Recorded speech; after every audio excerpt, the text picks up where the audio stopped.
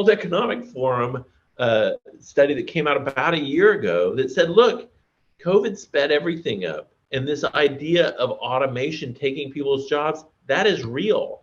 In fact, there are 85 million jobs going away by 2025. Yeah. But there's also 97 million new jobs coming. The problem is the people who are losing those jobs don't have the skills necessary for those other jobs. It's kind of like there's a pyramid, right? It's what we're used to, of like a few high skilled jobs and lots of low skilled jobs.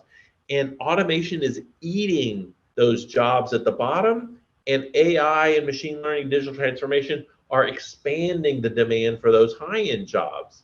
But guess what? That leaves a lot of people out of work at the bottom and a lot of people who aren't available for those jobs at the top because we're not upskilling fast enough. And that's really what this comes down to, is this lifelong learning paradigm that these platforms are now actually showing that they can facilitate faster lifelong learning. And full-time employees, they're not given any time. The average budget for companies is $1,000 per employee per year. And that's mostly compliance training. It's not upskilling. And so people are moving into the freelance workforce, not just to go make money, but because they realize the value of learning.